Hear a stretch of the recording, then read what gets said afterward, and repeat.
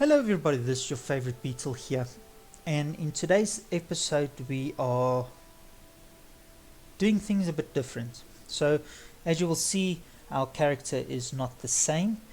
I've decided to basically start a new character, mainly because of the playthrough we started with ESO with the Magicka sorcerer. Reason for that is the PvP has interest me, and I think there's some or a lot of room for improvement, and I think that the sorcerer build or a sorcerer, especially the way that I play it, will not really work for PvP. It's brilliant in PvE due to the AoE and just taking out a group of enemies quite easily, which is all nice and dandy. But for PvP it's a bit lacking. There's no real oomph, if I can say it like that. Yes, you've got the flame staff, and yes, you can do all the other things, but once you go back to PvE,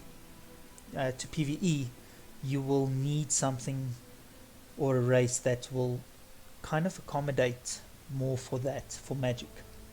So I decided to start a new character, which is a Nordic race and a Nightblade skill line. Reason for that is in the previous PvPs that I've done, I've seen that either Dragon Knight or Nightblade is always kicking my ass. So maybe there's something to it. I've never played Dragon Knight or Nightblade before, and being stealthy looked quite cool, so I decided on Nightblade. And yes, and stamina is also a whole different ball game to me. I tried this character for quite a while, and I'll show you now, and trying to hit a single target with either a two-handed sword or a dual weapon or something like that is a lot different than just hoping for the best for a stave that will follow the enemy from a distance or anything like that. So the bow is similar to that, but we won't be using the bow on our front bar. So I've decided to do the front bar two-handed weapon and work our way into that, and then the back bar will be a bow. So hopefully we can try to accommodate everything there for PvE and PvP. Hopefully Nightblade has some goodies to play with to ease the PvE a bit. Like I said, this focus is mainly on single targets, so it's a bit difficult. It's a playstyle that is a bit different from what you will normally do just for an AoE attack. So we'll need to see how that goes. So this character, we will carry on the questing line, and I've done all the quests up to the main quests in Oregon, where we left off with the sorcerer. So as you can see, where's Oregon? So as you can see, there's no, the main quests is still where we left off. I just ran around collecting all the other goodies as I went and looked for books and trying to level up. I did a bit of power leveling. If you can see my character, I'm now level 31, which is not bad for a day's work, but we'll see how far we can get. Maybe trying to power level this to 50 so that we can actually start working on gear, a decent playstyle, a decent mode of attack that will accommodate our current playstyle. So it's quite different, so there will be much frustrations, and the learning curve is quite big, but I think we will be able to do it. This is nothing fancy so far. If you look at, this is all gear that I've got from completing battlegrounds quite a lot. Nothing weird or fancy, but like I said, this is a whole new playstyle, so we'll see how things go, and I hope this will be worth it and not jumping from one character to another and from another and so on and so on. So, and I think people will get annoyed with that. So hopefully this will be our final choice here. Like I said, we still have a choice between Magicka or Stamina for our PvE, but I think I'm going for Stamina in terms of PvP. Champion points, nothing fancy, I think. Steadfast enchantments, just weapon enchantments, Wanderer, Breakful, and then the slotables is Rationer for 30 minutes extra bonus duration on food or drinks, and Liquid Efficiency, hopefully your potions or poisons will have a 10% of not being consumed, and then Steed's Blessing in the crafts tree. In the Warframe tree we've got Deadly Aim, which is single target. We've got Untamed Aggression, which is weapon and spell damage. Endless Endurance, maximum stamina, because we need that. Quick Recovery, just as a bypass, increasing your health taken. To get to this one, reduce the damage taken by single target attacks. Hopefully we're going to get a lot of single target attacks. Crit chance, and then Piercing, just again pass through to get to Deadly Aim, and then also Blessed, because some of the skills in the Assassination, I believe, or Siphoning, actually helps with healing yourself, so that's also great. And then Tireless Discipline grants max Magicka per stage. So our slotables are Deadly Aim, Endless Endurance, Untamed Aggression, and Duelist Rebuff.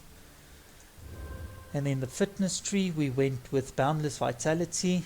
Slippery, I thought this will help, but there was a couple of times that I think it's the Dragon Knight with the talons that comes out the ground, and it didn't do anything. So I'm rethinking this for maybe going into either fortified or rejuvenation, because this I think is a waste. This we can maybe bump up. We can see, or you can look at that. Roll dodging, yes, we need to dodge quite a bit. Then sustained suffering. This it's difficult. Some of the effects that the PvP players do is like shock damage or poison or anything like that, so I thought this would be nice, and I saw on some builds on Uncle Google that most people actually go into this. I'm not feeling this. How much do we have? Yeah, let's summa change that now. So that we don't care. That we don't care. So let's go take that away and take that away. I think we can use our points here a bit more wisely. Armor, always a good thing, just to bump that up. Reduce the cost of stamina, that's not a bad thing. I think that will come in handy. Crowd control, hasty. Sprint a bit faster, yes.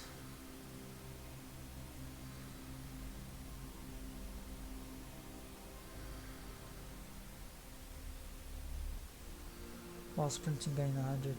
Okay, we don't need Magicka. Is there anything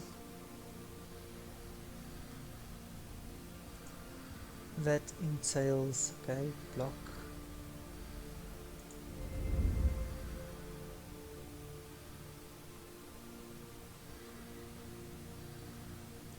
So have this, but for stamina.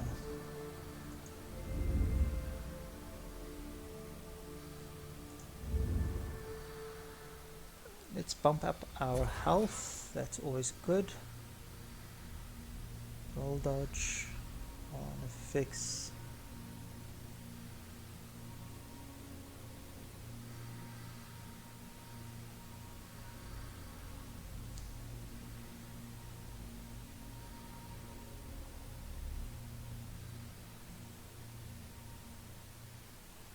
That can work.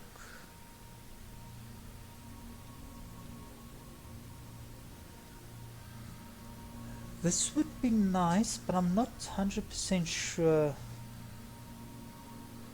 at this stage how many times we're actually going to kill somebody, especially in PvP.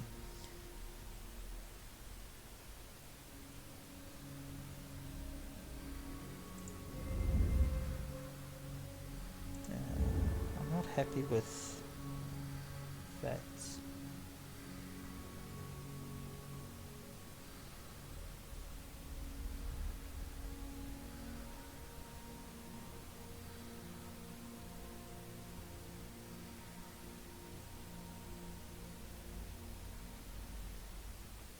That can be nice.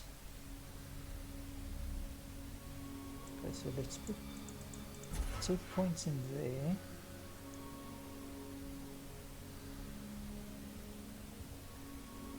And against shielded enemies. That can be lovely.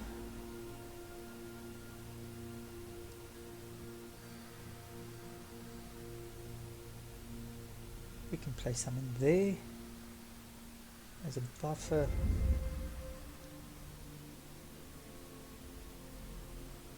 Let's get this one as well.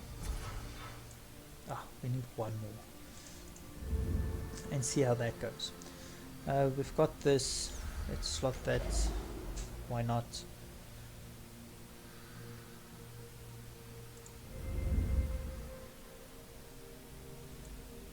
No. Take that out. Place everything in there. It's 35 extra. Why not? Okay, we're happy with that. I don't think we need a bit of a glass cannon, but we'll have a look and see how that goes. But that's basically what we did. So I went through, I think the first one was Gnarthy's Roost, which I quickly did everything there again, and then Oridan up to the zone story quest where we left off, and I did a couple of other things which I think was for the better. And then in the future, I think I'm just going to do maybe the main stories for each zone and see how that goes. And then if you're interested, we can do delve runs to show you where the sky shards are, where the mini boss is in that specific delve, and maybe the group dungeons, we can run through that as well. But I think I'm going to stick mainly to the main quests for each zone, and then obviously the main quest for the whole ESO, where you go to Cold Harbor and start with the hooded figure, and also the mages, the mage, the fighters quests that we can do, the main quests. But the dailies I will do on off screen, and then we will see how that goes. So I hope you enjoyed it for this little update on what we are planning for the future, and hopefully it will go as planned. So hope you enjoy. If you liked it, leave a like, leave a comment, subscribe, and I'll see you in the next one.